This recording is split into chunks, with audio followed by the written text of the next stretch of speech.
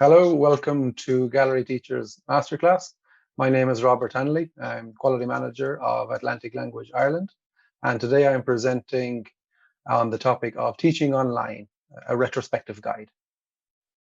Okay, so I'd like to start with a somewhat controversial and polemic statement and say that I believe the overlap on the Venn diagram of people who are good at teaching English language and people who are interested in technology is maybe not the biggest cohort in the world. They're not necessarily a convergent set of skills, and that's come to light, and that's gone over the last year, and it's going to inform some of what I talk about today. And I'll defend that opinion as I go on as well. As I introduced myself previously, I'm the quality manager of Atlantic Language Ireland, previously director of studies, centre manager, and academic manager. And I also oversee our digital programs, which has been a fairly relevant thing recently. I'd like to present our experience over the past year as a guide and extract what I can from that that's practical and helpful for teachers, teacher trainers, and directors of studies watching and listening. We're a little bit retrospective at this stage, but it has been a journey, and I'd like to summarize that journey and share what I can is useful from that. I'll be using Zoom as the reference tool because that's what we used and that's how we did our online classes. I won't be doing an exhaustive guide how to use Zoom. There's already plenty of information out there for that, and it's easy to find. But I will be providing some commentary and a little bit of reflection on how we found the experience of online teaching in general, and specifically through Zoom, and hopefully share some practical suggestions. And just to go back again to my initial point, like as a director of studies, you tend to see some weird and wonderful things when you're observing lessons. And this talk put me in mind of an observation I did with a teacher once who was in a communicative lesson doing a crossword, as you would for the students. But they were doing the crossword on an interactive whiteboard and actually drawing the crossword using the interactive pen on the interactive whiteboard and drawing the crossword in full size and shading in the little black squares so that students would know where to put the answers. We agreed afterwards it probably wasn't the best use of teacher time, just scribbling in the little crossword boxes like that. But it was just an example. I had a good laugh about it. It wasn't getting technology to work for you. It was more working against technology. And we've come, I'd say collectively as an industry, quite a long way since then. That will inform the purpose of my talk as I go on. And I'd like to maybe talk a little bit about the before times, as I call them, this innocent bygone days. And I'll talk a little bit about what we at Atlantic were doing before online teaching became the topic of the day. I'm going to be using a visual motif throughout the presentation of this wonderful man in some snug underpants skating on a canal in Amsterdam. I don't know, you may have seen the video recently. It did go somewhat viral. The reason I'm using this gentleman is at the moment, as you can see in the picture, he's skating along in his snug underpants very comfortably, very confidently, and completely unaware of any kind of danger or surprise that's coming around the corner for him. So we'll keep that guy in mind. We'll put him to the side for now and talk about what we were doing with regard to technology before things changed quite suddenly and drastically. Like when I was a director of studies, we looked at digitalizing some of our procedures, but it was quite minimal. Like, for example, a digital placement test, some digital dictionaries. I had experienced myself in that background with digital vocabulary tools. And we brought our feedback online. You get more useful data from students that way. We brought through BYOD, bring your own device, for teenage students in our summer and spring courses, so they could use their phone in class for some games or quizzes that the teachers would be running. And we had the teachers then embracing that and did some training on that. Some just go ahead with it without any training, but better when you can do the training.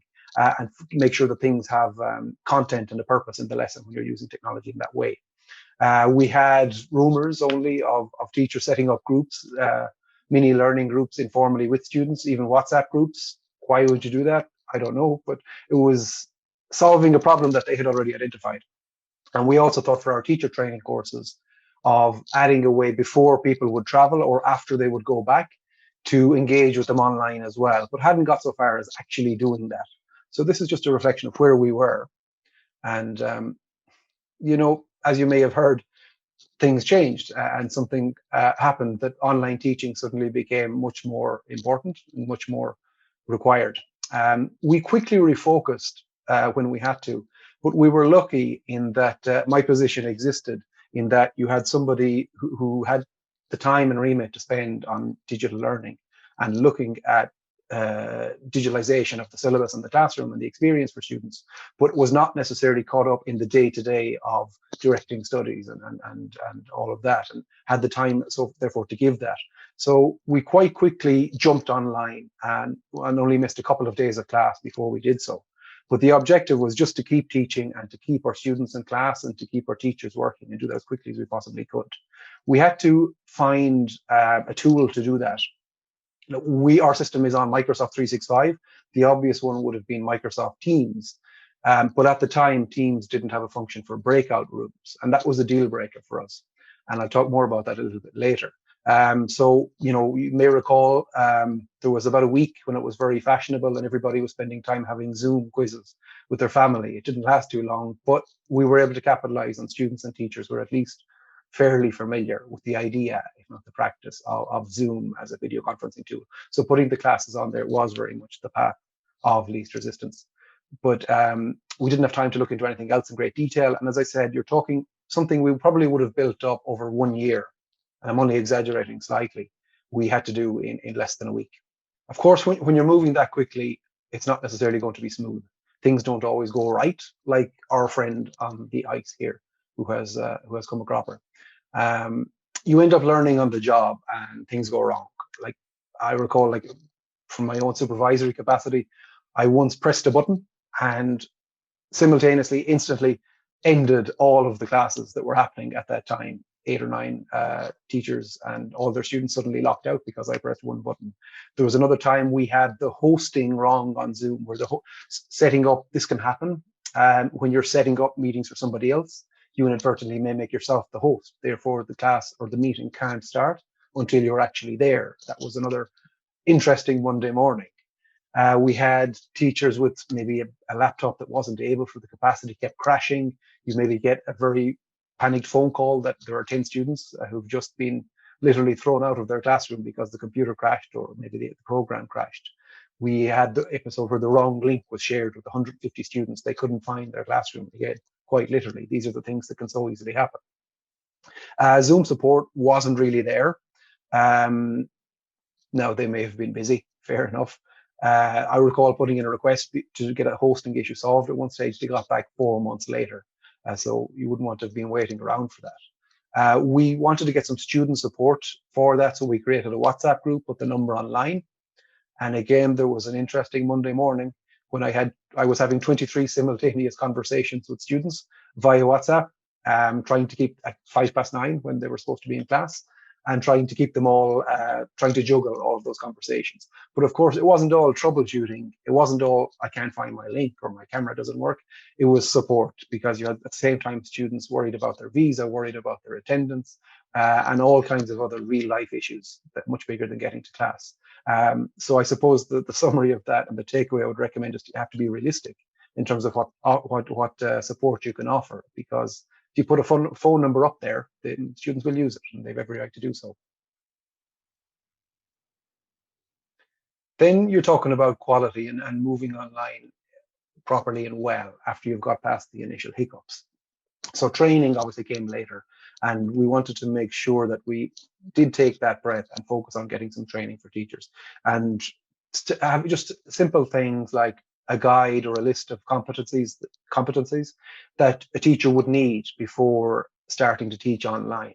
The list of technical requirements that they have to have in their setup if they're working from home, but things that they also need to be able to do. We had to incorporate training one-to-one or group chats and informal friendly chats that were actually great for keeping up our team spirit in a difficult time, and that atmosphere of collegiality, but also gave people a chance to get comfortable with the platform if they'd never used Zoom before. and to get a chance in the controls, in the driver's seat as well, was really important. Even if it's just an informal chat, that practice was invaluable. And then we got to the stage of bringing in external speakers to give us ideas of the other resources that suddenly come into play and can be used to improve the experience of an online lesson. Some of them would be trainers, others would be maybe showing us a demo of a particular product, which is useful because it's a chance for teachers to evaluate a product and have a look at how it would work, but also it's a very good training session as well that makes people think. And migrate or adapt, what I mean by that is if it was just a case of migrating, you pick up everything you've been doing offline and you bring it online, which is maybe not the best use of the platform that's there. You're going into a new classroom, new way of teaching. So it's not just like for like. Adapting is maybe more tailoring it for the medium, taking advantage of what you can do, realizing some things will work, some things are even better that you couldn't do in a classroom that you can do online, but some things won't work quite so well. And you have to start thinking about things a little bit differently. And maybe new methodologies like flipped learning. You maximize the time in class for actual conversation, correction, and guiding, and do the tasks, the writing, the homework outside of the class time, whether before or after. When it comes to quality assurance, it's tricky because there's no set list of things to watch for. Do the same observation templates and skills apply? If you're not fast at typing, is that something a teacher gets negative feedback on? That wasn't a relevant skill before. It is easy logistically to do observations, and you can also watch recordings. But in terms of what to watch for, that was something that needed thinking out anew as well. So I would like now just to go through some of those features, some of those basic features when it comes to teaching online with Zoom. And again, just the basics. I would again remind that there is lots of content out there. There are lots of videos of people demonstrating these things on YouTube, although they can be out of date with earlier versions. And there's a lot of Zoom support on their website. It is a bit myriad complex. Sometimes it's easier to Google how to do X or Y on Zoom and find the answer that way. Because it's a little bit hard, it can be a little bit hard to navigate. But you can see some of the things, like the first image, you do need to connect the audio. Students and teachers need to be aware of that. Give your PC or your phone or tablet permission to use the audio and the microphone. And that trips people up sometimes at the first step. That's important to keep in mind for how you communicate how the online classes will work. Sharing, of course, is critical, and that's visible in the second image. The bottom image, where when you go to share a screen, you're presented with a lot of options, your entire screen or every program that you have open. And of course, sharing the screen is the easiest and maybe the most intuitive, but you need to be careful. Do you have personal photos or something you wouldn't want students to see on your desktop? That's the kind of thing you need to think about as well. You have to be a little bit aware of that. Sharing audio, if you're going to just stream a YouTube video or something with sound, that little button for share the computer sound is a tiny little button at the bottom of the share screen. And if you forget to click that, the students won't hear what you hear. That tripped up many of us at the start as well.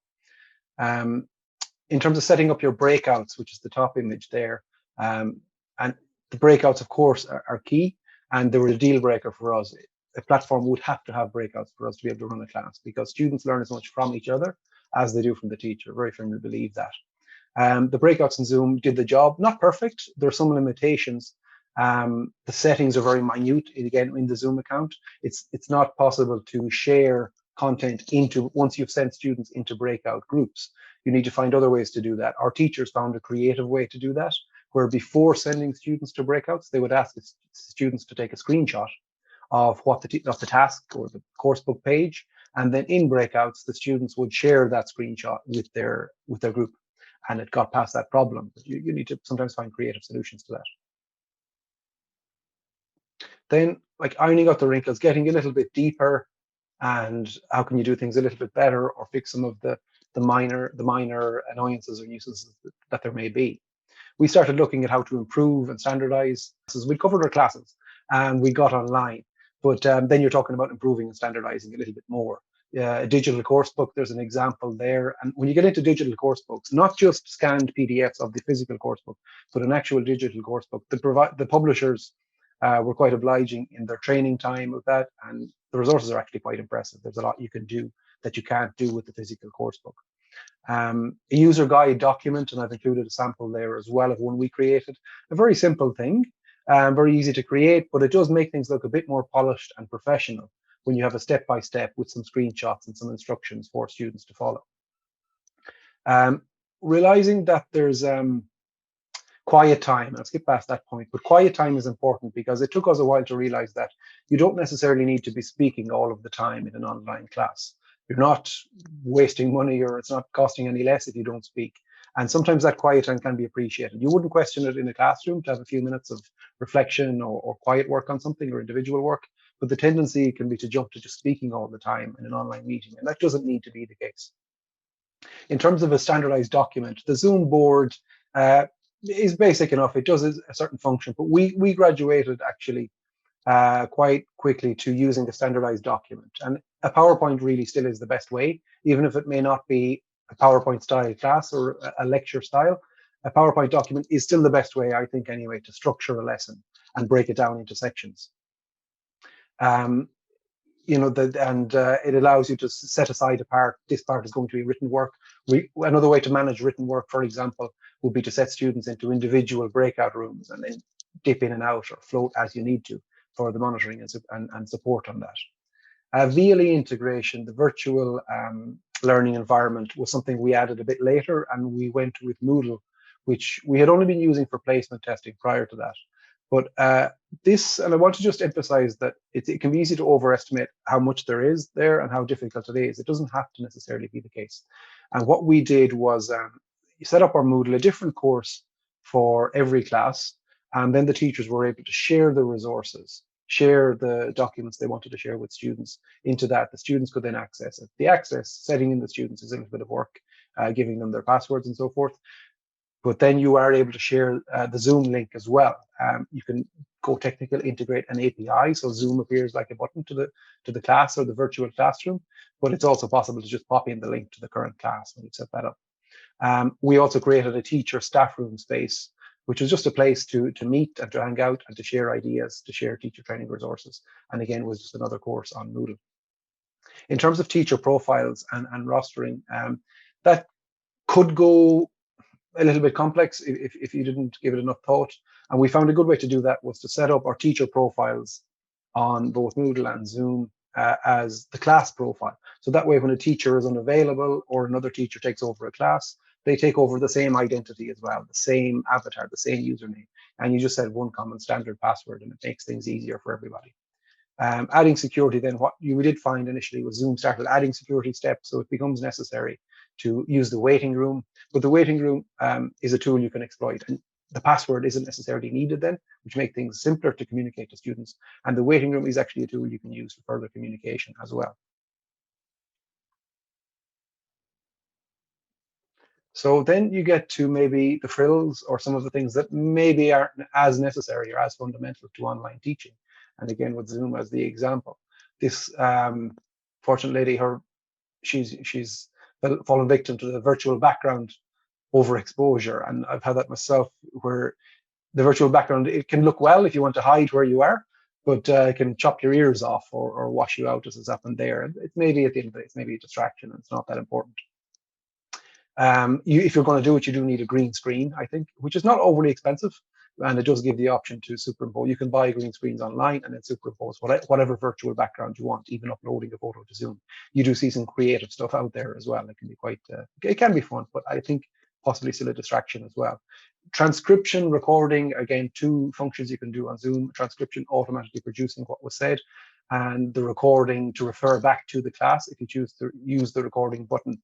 It's a bit, I would say, possibly more work than it needs to be. The benefit isn't huge, but there is a lot of admin to it when doing it on Zoom, and it may be distraction. Now you are seeing more tools coming online. EduGo is an example that actually uses that a bit more in tune with what learners actually want. They're transcribing the lessons and using the recordings as a resource.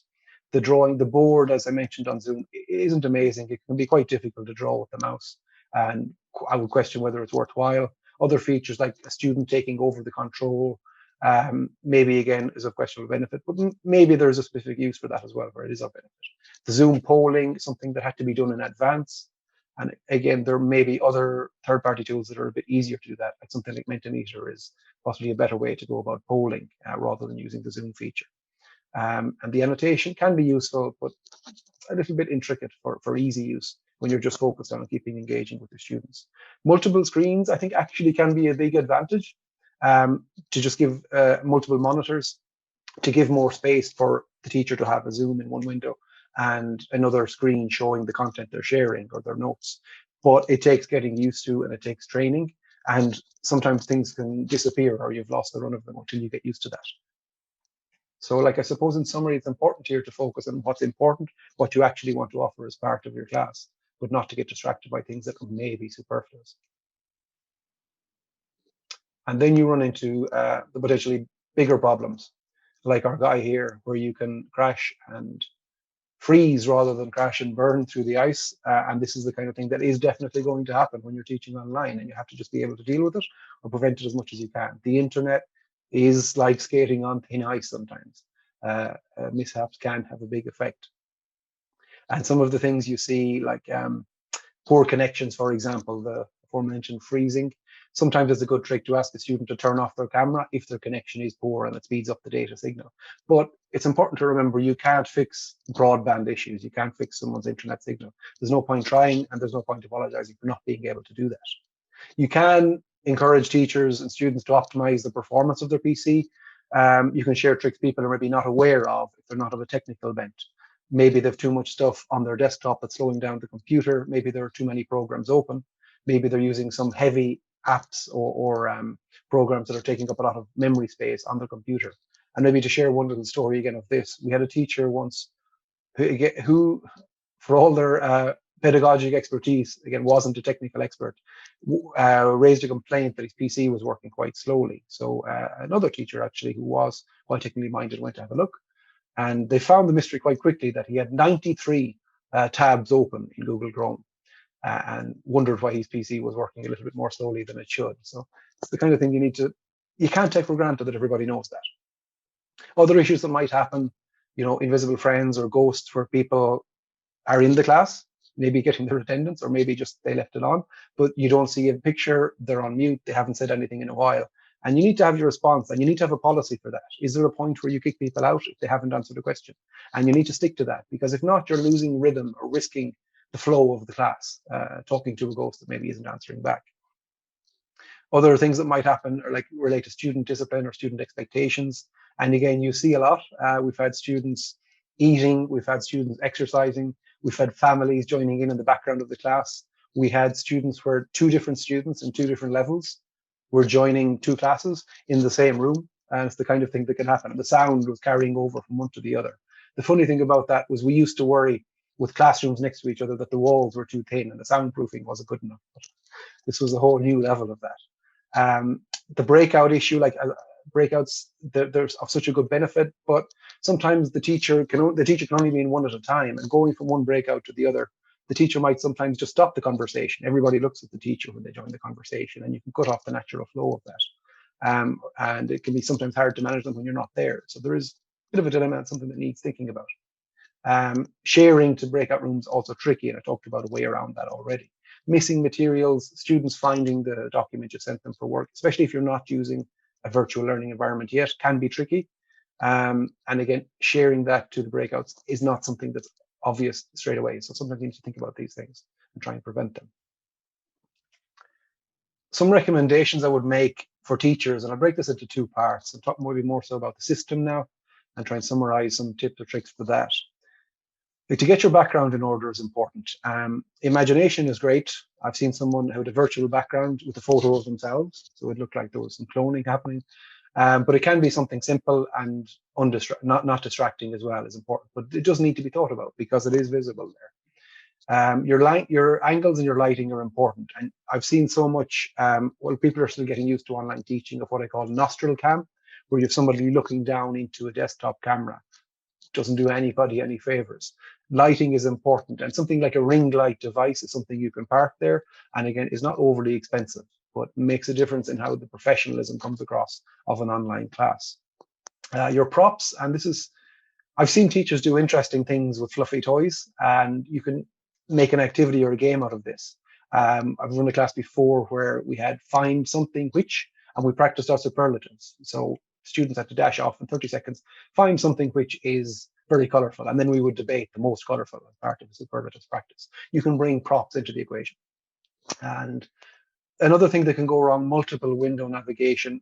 as I said, with multiple monitors, this can happen. Finding where the digital course book is, finding where the YouTube video is. It can take a while to navigate around that. It's important not to panic when you're conscious that students are waiting for you. And it's a funny thing, you wouldn't panic in the classroom, but when it's online, you're aware that everybody's hanging on your next action.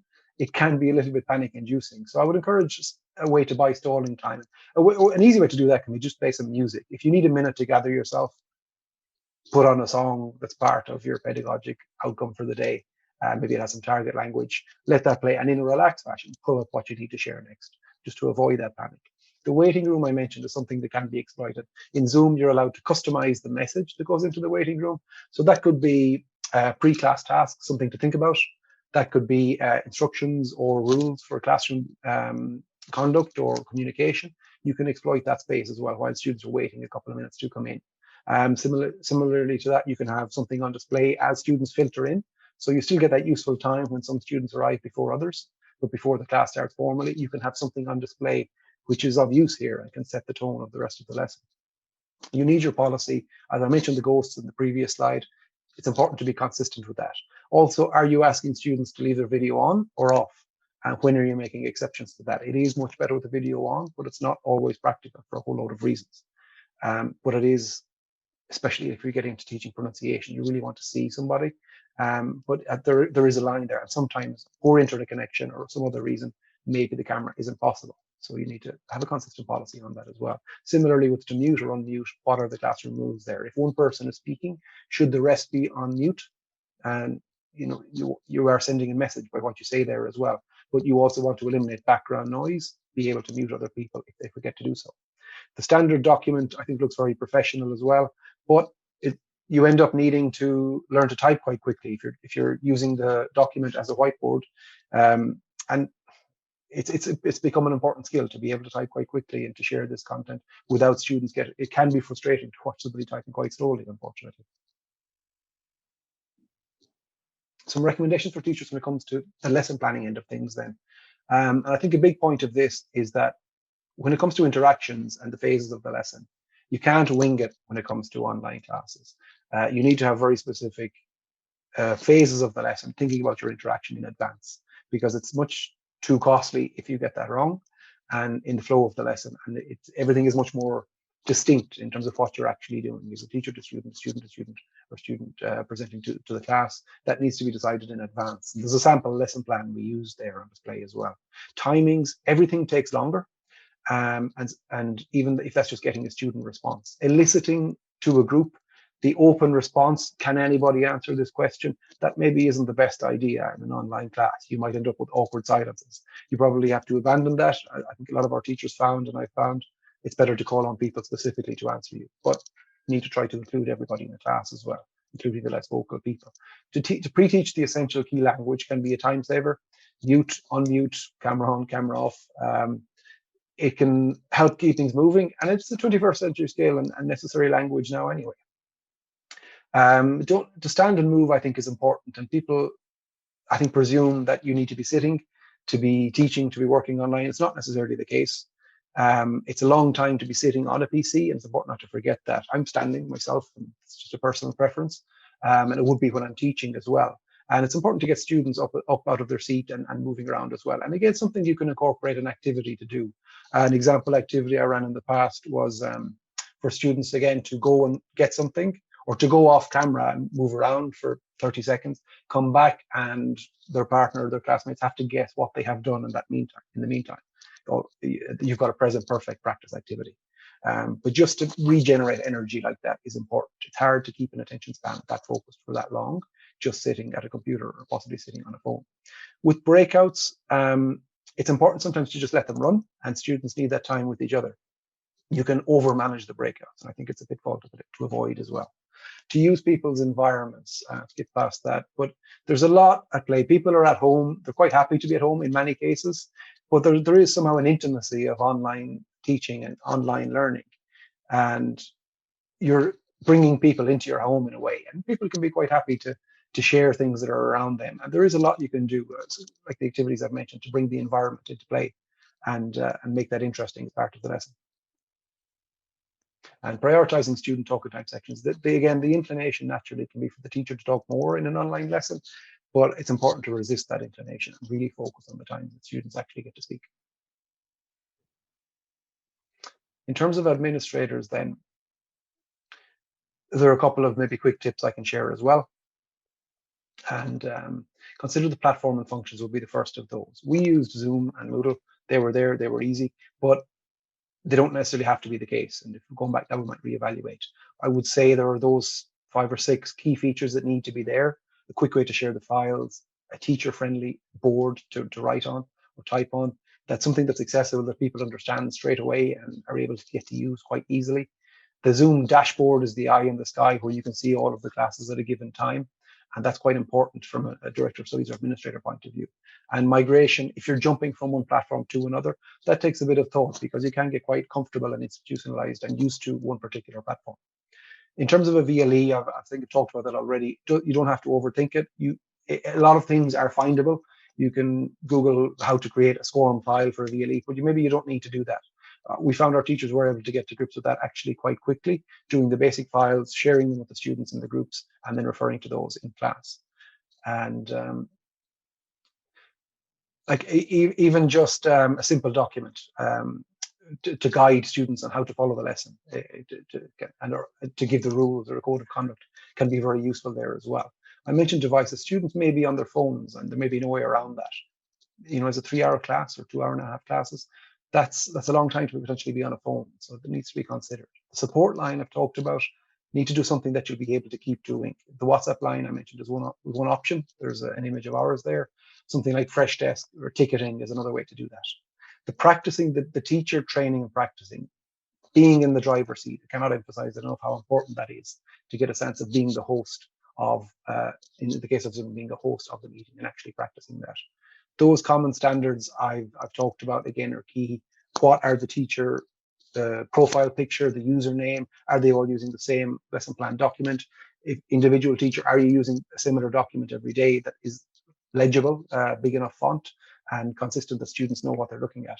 Are you using the waiting room consistently and applying the rules, giving enough break times? And then getting into embracing new things that maybe you haven't done before. Asynchronous learning becomes a new possibility, a very real possibility when you're teaching online. Maybe a longer class can be broken up into different parts. Maybe students can go away quietly to work on something individually, then report back in. The way a teacher monitors how long a section of a lesson can be should probably be reconsidered when it comes to online teaching. Okay, so then sometimes things can just go wrong, and you end up in the freezing water like our friend here. And the thinner the ice is, the more likely you are to have these kinds of accidents as well. Some of the things I've seen, the telltale mirror is when you're recording lessons for a particular program and you as the teacher, you might take advantage of the first few seconds before students come in, just to kind of get your hair right on the camera and just use your camera as a mirror for a couple of minutes and then forget that that's in the recording and that the recording can then be shared with students as well, where you have yourself kind of preening on camera for the first 10 seconds. Not that that's happened to anyone specifically, but it can very easily. The hosting issue I talked about, and it was a very frequent thing at the start on Zoom, conflict of the teacher not being the host of the meeting, thereby not having the power to use all of the functions, or if the host is there and they leave, the meeting was abruptly ended, that kind of thing can go wrong. So it needs practice and sure-footedness to make sure you're doing it properly, especially when scheduling for other people as well. Recordings can get lost. That's happened a couple of times. Zoom doesn't actually, it could just go over capacity with your recording if you're not on a paid plan, but it doesn't delete them that quickly. So you do have a little bit of time, but it is still easy to lose a recording or to not realize that the recording is on when you do want it. Like talking about the pencil, what I mean by that is in a classroom, not in an online class, in an actual classroom, you would not spend that much time habitually talking about the whiteboard marker or talking about your pencil or talking about your notebook. Therefore, probably shouldn't be talking about technology that much when teaching online either. It's just a medium and shouldn't become a distraction. And you can end up with a lot of class time being eaten by talking about the internet or talking about the tool that you're using. And it's important to avoid that. Missing files can happen quite a bit from teacher to student. Maybe they haven't got them, or maybe they need the link to get there again. It's important to try and communicate as much of that stuff in advance. And again, I go back to recommending some form of simple VLE can save their on potential complications, sending students the resources you want to send them. The typing question I talked about, and the meeting not started, you can get met with that frustrating Zoom screen. The host has not started the meeting yet. Therefore, timings, you need to be on top of timings and start at the scheduled time so students know that they're at the right link. Not things you would normally have to think about until you're teaching online. The window can get lost, and this is where practice becomes so important, especially if you are going to use multiple monitors, where Zoom has a habit sometimes the window of something you're showing might disappear, or the controls might disappear. They can move to one side. It's important to be able to find that without panicking. Put on the song if need be. And lastly, that intangible chemistry factor. And I don't know the science of this. I don't know if anyone can define it. Probably better than me. I'm sure they can. But something isn't there, and that feeding off the energy in a classroom and being in the same room as people, it is hard to replicate online, and you have to be realistic about the limitations of that. For all the intimacy you can have from online teaching and coming into people's home via their device, it's still, there is something lost with the chemistry. You have to try and make up for that. I asked our teachers then for some reflections of their experience of teaching online. And I was curious, and this was a useful exercise to do that. Just ask them to comment on how they'd found the journey so far, more than a year in. And these were some of the answers I got. Maybe highlight a couple of them. I asked them to talk about challenges they'd found for teaching online. The hardest thing that was there, you can see, like keeping students' energy up is something that's hard. Talk about maintaining an atmosphere, maintaining those relationships, pacing, stamina, breaks, new skills. And in yellow, I asked teachers to think about new skills they've learned. And you can see kind of the variety of responses that came through there. And that was actually really impressive. Speaking from our own point of view, how quickly teachers were able to add new skills to the repertoire that they wouldn't have even previously thought about. And we had people who've said that they wouldn't have liked online teaching. Personally, I was used to it. I'd done it before in Skype back in the day. But we had teachers who hadn't done it and were afraid of it and worried about it, and then actually got into online teaching and loved it. Once they got the hang of Zoom, that was the key core language of it. The wish list in green, there are still things you'd like to have there, but you'd wish Zoom would do certain things a bit more. There's always more you'd like to have from the students as well, on their end, consistent connections, consistent expectations. And you can see in blue some regrets then as well. Didn't need to put that in blue. That actually works out quite well. Some of the things we would have liked to have known had we come into this a bit more prepared. And the pink then, the lifesavers we've had, and you can see again a variety of some of the responses we've had. Okay, so I'll move on from that. Can maybe come back to it if there's a bit more time later. I'd like to talk now about some supplementary resources or alternatives as well to your main video conferencing tool. I've been talking about Zoom. I mentioned Teams already. But before I get into that, I suppose I'm sure our friend in the water, you can now see, he got a little bit of help after he came a cropper. He wasn't in the freezing water too long, and some unexpected technological support by way of a rope lowered by a friend came to his aid. So we'll check in on him again a little bit later. But for now, talking about these other resources, like Zoom, at the heart of what it is, it's not actually for teaching, it's for meetings, it's for social interactions. They've reacted and made it more suitable, more amenable to teaching since we've all started using it, but it's not designed for teaching. And you can see new things coming online recently where they're designed specifically with learning, even language learning in mind. And you can see other programs catching up as well. Microsoft Teams, for example, did add breakout rooms, I think at the start of this year. So it has a similar setup to Zoom now with some subtle differences. We've been looking at things like LearnCube and Edugo, which again have that video conferencing virtual classroom with a little bit of what we would have done on Moodle with the VLE as well, the file sharing, and different ways to go about it. And they're interesting things to be looking into. Google, if you're happy to sell your soul to Google and your data, it does seem to do everything, and everything I hear is that it works quite smoothly. Big Blue Button is another one. I haven't looked into it, but I do believe it is a fairly robust meeting platform. And at the bottom, you've got Zoom Rooms, which we looked into as well, specifically for hybrid learning. But it was a little bit of a blind alley for us, and that's something maybe we didn't need to look at. We didn't have the budget for initially, and it is a quite high-tech solution, more advanced than your basic Zoom. On the other side, we've got some suggestions of resources that supplement the online experience. Our teachers love WordWall, for example, for the gamification elements it has, with quizzes and races to correct answers and a whole load of interactions. It's very solid.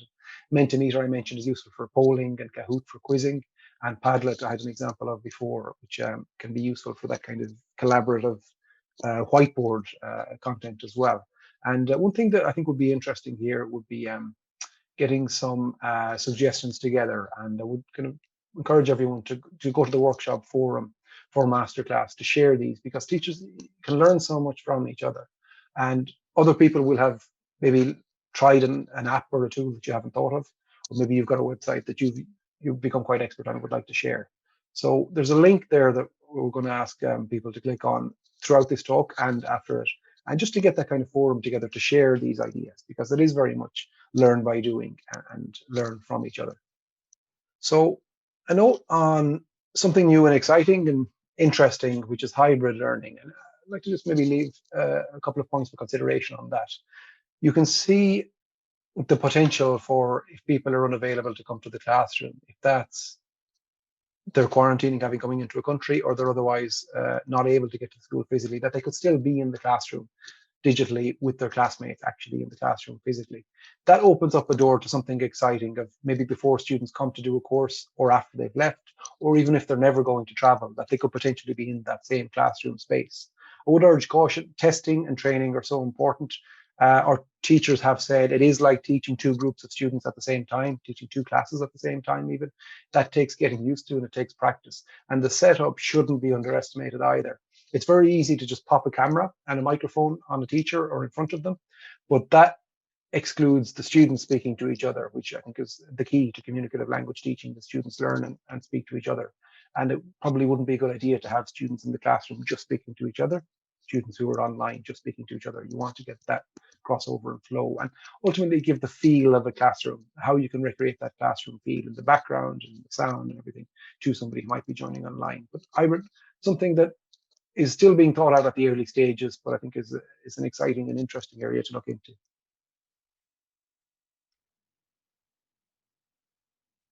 Henceforth online then, and where the future is going, like we've all acquired these new skills, and once you're not online teaching, maybe back in a physical classroom, do all those skills go back into a box to be put away and not used again, or can they be made part of the teaching repertoire moving on? Like there are obvious things to add to a course, like a pre-arrival or a post-departure online element to make a course into a blended course. Would be an easy thing now that you've become comfortable with online teaching. Reaching new students, thinking of, like, again, say teenagers, people that maybe can't physically come to your classroom. Online learning very popular with Asian students. There are ways to reach new students here that you maybe wouldn't have done before if you can become and stay comfortable with online teaching. That classroom feel I mentioned is so important, but also if you can give a sense of culture of where you are.